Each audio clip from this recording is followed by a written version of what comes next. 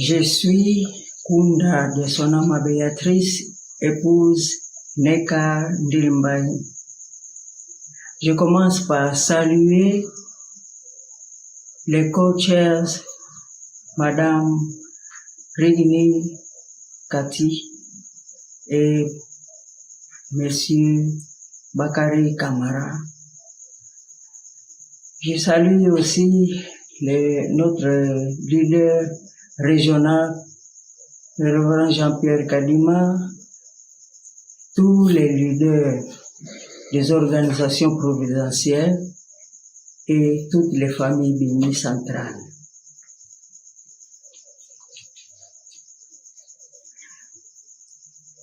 Lors des séminaires régionaux de 2 jours qui avaient pour titre les statuts et la valeur des vrais parents dans la providence du ciel,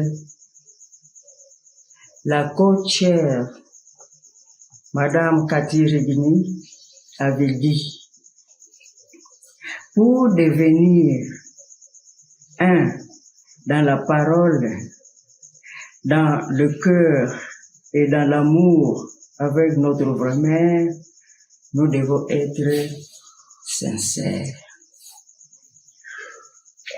Elle s'est donné une condition qu'elle devrait faire durant les 321 jours avant la date du 13 avril 2025.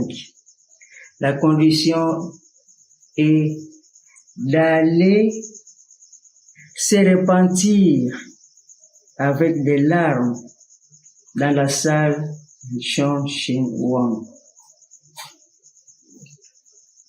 Je me suis dit, mais moi, que vais-je faire? À la fin de ce séminaire, cette nuit-là, j'ai fait un rêve. Le contexte de ce rêve, ça se passe en Afrique, Afrique noire, dans un village de l'Afrique noire où les gens sont noirs, quoi. Et même notre vraie mère, elle-même, sa peau est noire. Et la maison du chef du village est l'habitation où les vrais parents habitent dans ce village-là. Moi, je venais dans le village et je me suis trouvé devant la porte de l'habitation des vrais parents. Alors, une femme est sortie de cette maison, de la maison des vrais parents, et m'a pris à la main et m'a introduit dans une chambre où notre mère était assise sur la chaise comme je suis là. Donc, je suis là devant la porte de la maison et la femme s'adressait à notre vraie mère, disant: voici Béatrice qui vient servir les vrais parents. Après, notre mère l'a répondu. Elle n'a pas bougé, elle n'a pas regardé la personne, mais j'entendais tout ce qui s'est passé entre la dame et notre vraie mère. Notre vraie mère a répondu à cette femme-là: ah, Béatrice est venue servir les vrais parents. Ok, elle n'a qu'à servir. Et moi, là où j'étais, devant la porte de la chambre, j'étais contente que notre mère ait accepté que je vienne servir. Mais une chose m'avait intrigué. C'était la manière dont notre vraie mère avait répondu, qui était une manière incrédule. Incrédule dans le sens que elle a répondu de façon comme si elle n'avait pas confiance que je pouvais vraiment venir servir les vrais parents, quoi. Alors, et là où j'étais planté là, j'ai commencé à me poser des questions. Mais maintenant qu'elle a accepté que je vienne servir les vrais parents, servir pour moi, donc venir dans la maison et faire les travaux ménagers, ainsi de suite. Mais par où vais-je commencer? Donc j'étais là, me poser toutes ces questions-là. Comment je vais commencer? Par où je vais commencer? Et après ça, je me suis réveillé. Le rêve est fini, mais sur les lits maintenant, directement, j'ai commencé à revivre une scène qui s'était passée en 1993 à Abuja, quand notre vraie mère était venue donner le discours sur les vrais parents et l'âge du testament accompli. À Abuja, je me trouvais dans la cour, derrière la salle où notre vraie mère devrait parler. J'étais pointé là à attendre les membres tchadiens qui étaient partis aussi pour qu'on puisse entrer dans la salle ensemble. Et je vois Maman Cathy est en train de venir et passer devant moi, arriver devant moi, j'ai demandé est-ce que je peux prendre. J'ai vu qu'elle était vraiment chargée. Alors elle m'a tendu le plateau qu'elle tenait à sa main pour qu'on parte ensemble dans la salle. J'ai bien pris le plateau dans mes mains et subitement, je lui ai remis ce même plateau-là, tout en disant que j'attends les membres tchadiens. Maman Cathy a repris le plateau. Tout ce qu'elle avait dit, continuez à attendre. Et cette scène s'était passée tellement très vite que je n'ai pas pu réaliser que ça devrait avoir un impact après. Je la vois partir chargée jusque dans la salle. Et les membres tchadiens que moi j'attendais là, or ils se trouvaient déjà dans la salle. Et subitement, il y a une sœur congolaise qui était venue et nous sommes partis ensemble avec cette sœur-là dans la salle. Mais je vous assure, à partir de ce moment-là, j'avais tellement de remords que j'étais incapable de servir notre vraie mère.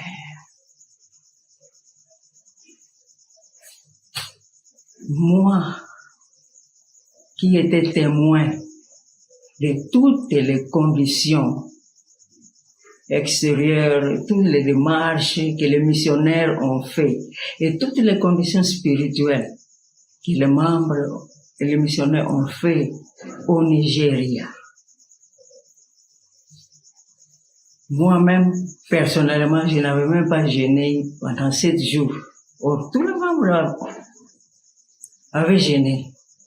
Je n'avais pas jeûné parce que j'étais seulement grosse. Donc, tout ce que je pouvais faire, c'est prier. Mais, qu'est-ce qui m'empêchait de prendre seulement le plateau, et amener dans la salle, dans une distance qui n'est même pas loin de la salle. Donc, j'ai eu des remords, et j'ai su vraiment que j'ai causé une grande douleur aussi dans le cœur de Maman Cathy.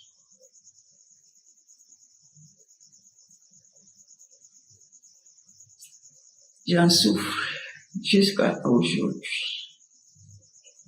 Et quand maintenant j'ai ce rêve qui est lié directement à cette scène qui s'est passée à Abuja,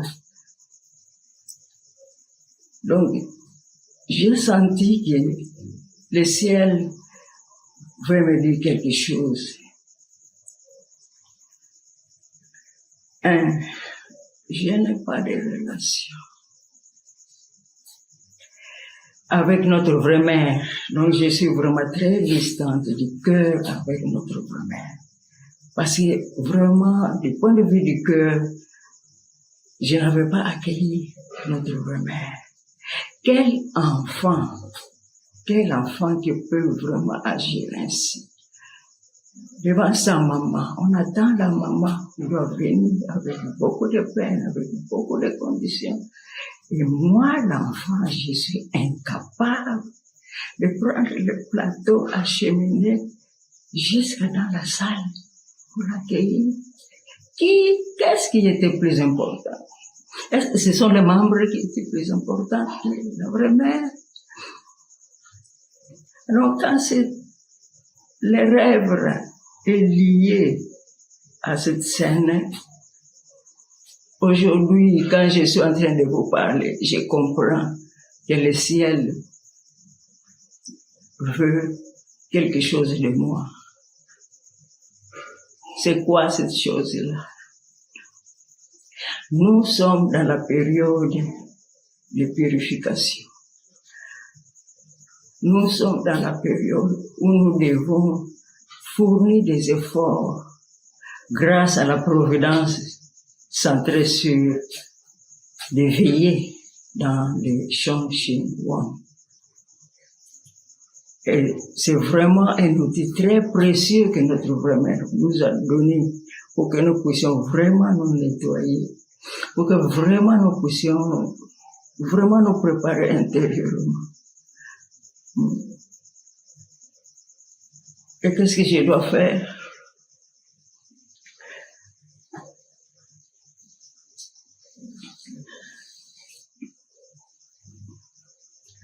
Je comprends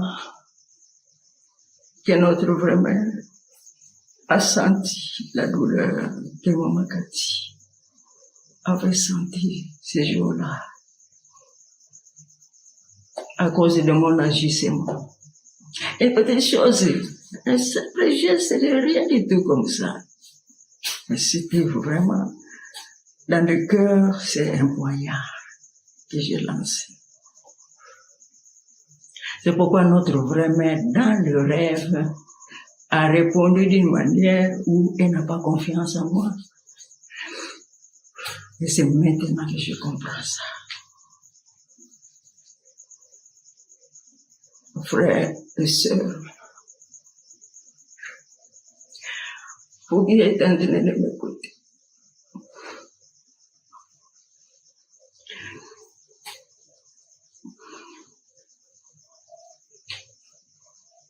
Maman Cathy, vous êtes en train de m'écouter.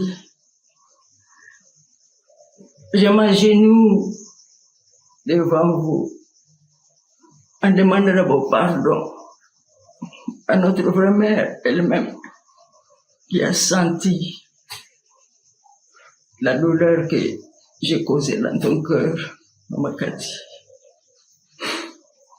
Elle en souffre aussi. Et devant vous, je viens m'agenouiller devant vous, Maman Cathy. Que vous puissiez me pardonner. Que vous puissiez me pardonner, s'il vous plaît.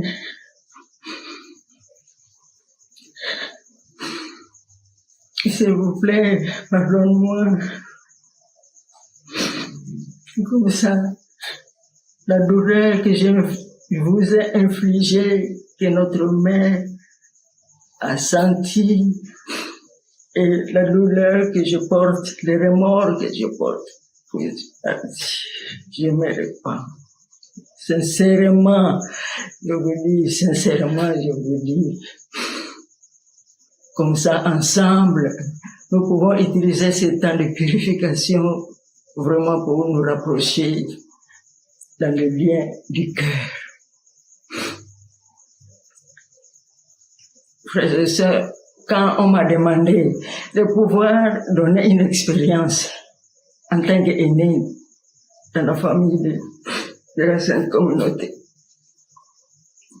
c'est ça là qui revenait chaque fois. C'est ça qui revenait chaque fois. Tu dois dire ça, tu dois dire ça, tu dois dire ça. Donc, c'est une occasion que le ciel m'a donnée pour que je puisse me répartir, pour que je puisse faire un nouveau départ dans ma vie de foi. S'il vous plaît, que le ciel puisse accepter ma repentance.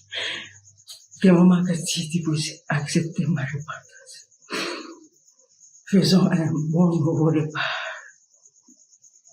Voici le but pour lequel je partage cette expérience-là. Si ça peut inspirer les membres, comme vous avez demandé que donner des expériences qui peuvent inspirer les membres, je ne sais pas si ça peut inspirer les membres. Mais en donnant aussi cette expérience-là, c'est pour dire que ce que les vrais parents veulent de nous, c'est la relation du cœur plutôt, la relation du cœur. Et tout ce que nous faisons, à chaque personne, que ce soit au sein de notre petite famille physique, famille spirituelle, à chaque individu qui est enfant de vrais parents, directement les vrais parents le sentent. Directement les vrais parents le sentent. C'est ce que moi je sens.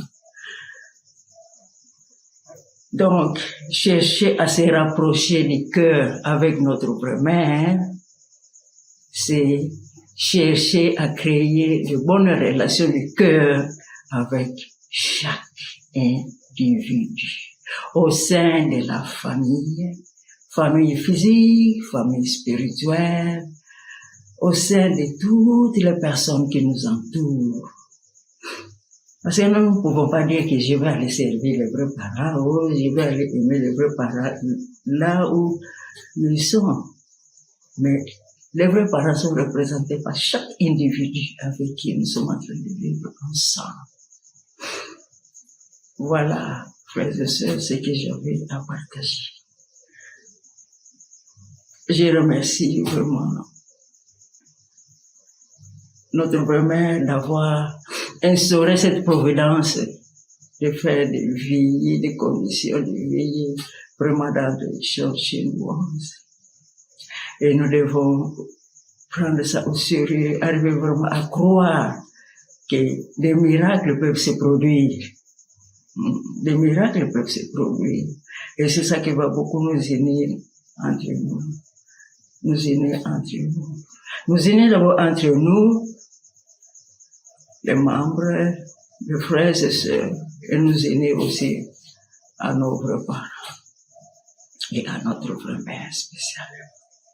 Comme ça, nous allons entrer ensemble avec elle dans les Chonil Sanctum l'année prochaine. Voilà. Je vous remercie.